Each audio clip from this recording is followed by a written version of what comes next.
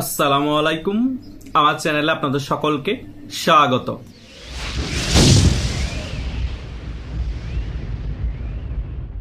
আমার ইউটিউবের সাবস্ক্রাইবাররা ইদানিং একটা প্রশ্ন খুব বেশি করছে যে ভাইয়া, এনসিপির নেতারা হঠাৎ করে আওয়ামী লীগ ছাত্রলীগকে ফেরানোর জন্য উঠে পড়ে লেগেছে কেন? আপনি এই বিষয়ে একটি বিস্তারিত আলোচনা করুন। আজকে এই সকল বিষয় নিয়ে একটি বিস্তারিত আলোচনা করব। আশা করছি আপনারা সকল কিছু একেবারে ক্লিয়ার হয়ে যাবেন। প্রথমত, এনসিপির নেতারা বাংলাদেশের রাজনীতিতে আওয়ামী লীগকে ফিরাতে চাচ্ছে না। এনসিপির নেতারা বরং আওয়ামী লীগ এবং ছাত্রলীগকে এনসিপিতে ফিরানোর জন্য চেষ্টা করছে। তারা কিছুদিন আগে ক্লিয়ারলি বলে দিয়েছে, যারা গুম হত্যার সাথে জড়িত নাই এবং ফেসিস্ট কোনো কর্মকাণ্ডের সাথে জড়িত নাই, তারা এনসিপিতে যোগদান করতে পারবেন। মানে তাদের কথা হচ্ছে, আওয়ামী লীগ বাংলাদেশে রাজনীতি করতে পারবে না, আওয়ামী লীগের কার্যক্রম নিষিদ্ধ থাকবে, এবং আওয়ামী লীগের এবং ছাত্রলীগের কেউ যদি রাজনীতি করতে চায় তারা এনসিপিতে যোগদান করতে পারবে। আর এনসিপিতে যোগদান করলে তারা ধোয়া তুলসী পাতা হয়ে যাবে। মানে বাংলাদেশ হয়ে গিয়েছে এখন মবের মুল্লুক থেকে আবার মগের মুল্লুক। মানে তাদের দলে কেউ যুক্ত হয়ে রাজনীতি করলে সে ক্লিন ইমেজের ব্যক্তিত্ব হয়ে যাবে, আর আওয়ামী লীগ করলে সে ফেসিস্ট এবং গুম হত্যাকারী হয়ে যাবে। এই সকল মস্কারী জনগণ বেশি দিন বরদাস্ত করবে না। এই টোকাই এনসিপির নেতারা যে জামাত ইসলামের দ্বিতীয় শাখার নেতা, সকলে আমরা আগে থেকেই ভালোভাবে অবগত ছিলাম। তারা যে জামাতের বি টিম সেটাও আমরা সকলে জানি, সেটা ওপেন সিক্রেট। এবং আপ বাংলাদেশ, ডাউন বাংলাদেশ, ইনকালাব মঞ্চ, ধনকালাব মঞ্চ, যত মঞ্চ ছিল সকল কিছুই যে জামাতের বি সি ডি জামাতের অঙ্গ সংগঠন সকলে আমরা জানতাম। এখন সকল অঙ্গ সংগঠন ভেঙে দিয়ে আপ বাংলাদেশ, ডাউন বাংলাদেশ, ইনকালাব মঞ্চ, ধনকালাব মঞ্চ সব ভেঙে দিয়ে এখন সকলে এনসিপিতে যুক্ত হচ্ছে। মানে জামাত এখন আর তাদের বেশি শাখা রাখবে না, জাস্ট একটা শাখায় রাখবে এনসিপি। সকলকে এনসিপিতে তারা যোগদান করিয়ে দিচ্ছে। যোগদান করিয়ে ছাত্রলীগ এবং আওয়ামী লীগকে এনসিপিতে যোগদান করানোর চেষ্টা করছে। শুধু তাই না, যারা রাজনীতি করছে না, বড় বড় ব্যবসায়ী আছে, টাকা পয়সা আছে, তাদেরকেও সিস্টেমেটিক ভাবে ক্ষমতার লোভ দেখিয়ে এনসিপিতে নিয়ে আসার চেষ্টা করা হচ্ছে। মানে জামাতের কথা হচ্ছে, এনসিপিও আমাদের একটি শাখা রাজনৈতিক দল, এনসিপিতে যোগদান করা মানে আমাদের সাথেই থাকা। জামাত মানে বিশাল বড় পরিষদে তাদের রাজনৈতিক দলটাকে গঠন করার চেষ্টা করছে এবং তাদের ভোট ব্যাংক বাড়ানোর চেষ্টা করছে এই এনসিপি কে দিয়ে। এনসিপিতে যোগদান মানে তাদের সাথে যোগদান করা। অনেকে জামাত ইসলামী নামটাকে পছন্দ করে না, অনেকেই যোগদান করতে চাইলেও জামাত ইসলামী নামটার কারণে জামাত ইসলামের সাথে যোগদান করবে না। এখন এনসিপি তো একটি গণঅভ্যুত্থানের শক্তি, এগুলা প্রমোট করে করে বিএনপি এবং আওয়ামী লীগের উপর অনেকে অতিষ্ঠ হয়ে গিয়েছে। এটা চিন্তা করে হয়তো বা এনসিপিতে যোগদান করতে পারে। এবং অনেক বড় বড় ব্যবসায়ী আছে, তারা কখনো কোনো রাজনৈতিক দলের সাথে সম্পৃক্ততা ছিল না, হয়তোবা তারা পল্টিবাস, এক সময় আওয়ামী লীগ, এক সময় বিএনপি, মঞ্জুর আলমের মতো এই সকল পয়সাওয়ালা ব্যবসায়ীদেরকে টার্গেট করেছে এনসিপি নেতারা। কারণ তারা যে পল্টিবাস, ক্ষমতার লোভী, এই এনসিপি নেতারা মোটামুটি আগে থেকে খবর নিয়ে সারা বাংলাদেশে এদেরকে টার্গেট করে আগামীতে মেয়র বানাবে, আগামীতে কাউন্সিলর বানাবে, আগামীতে উপজেলা চেয়ারম্যান বানাবে, এগুলো লোভ দেখিয়ে তাদের দলে ভিড়ানোর চেষ্টা করছে।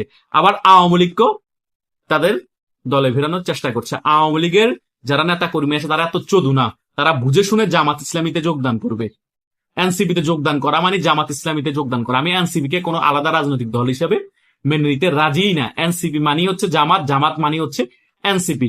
দেখেন না, জামাতের ছিটাই ছাটাই যত সংগঠন ছিল, সামাজিক সকল সংগঠন থেকে এখন কুড়িয়ে এনে এনসিপিতে ঢুকিয়ে দেওয়া হয়েছে। মানে পরিপূর্ণ করা হচ্ছে এনসিপি কে।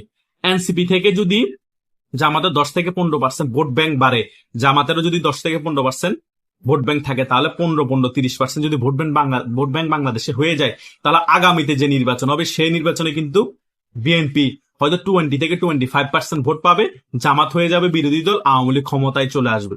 বিএনপির অধপতন শুরু হয়ে যাবে, অলরেডি শুরু হয়ে গিয়েছে। কারণ যত ভোট কমতেছে বিএনপি থেকে কমতেছে, যত জনসমর্থন এনসিপি এবং জামাতের বাড়তেছে, বিএনপি থেকে গিয়ে বাড়াচ্ছে জামাত এবং এনসিপি জনসমর্থন। আওয়ামী লীগ থেকে কোনো সাধারণ কর্মীও বিএনপি, জামাত এবং এনসিপিতে যুক্ত হচ্ছে না।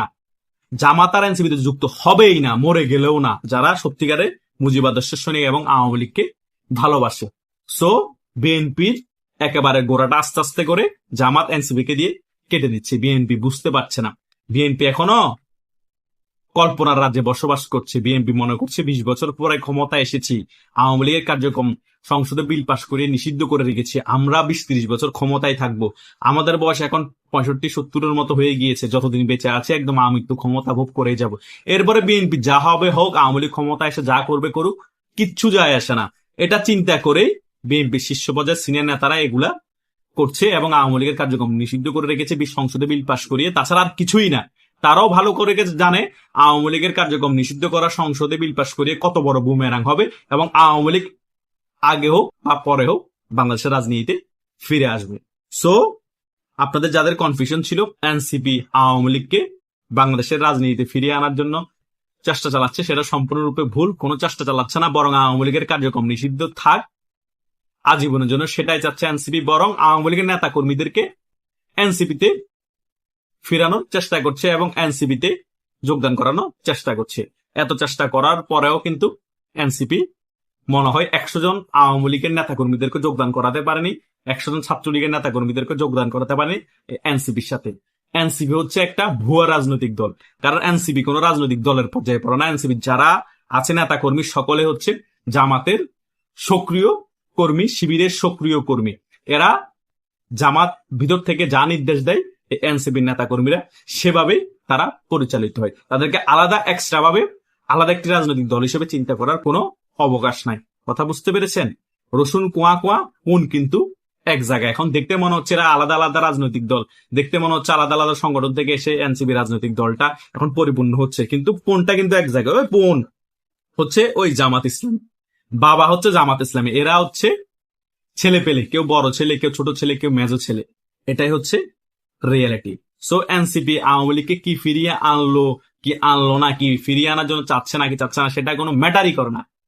কথা বুঝেন নাই? একটা ইউনিয়ন এবং ওয়ার্ড পর্যায়ে একটা চেয়ারম্যান মেম্বারের যা কর্মী, এনসিপির বড় বড় কেন্দ্রীয় নেতাদেরও সারা বাংলাদেশে তত কর্মী নেই।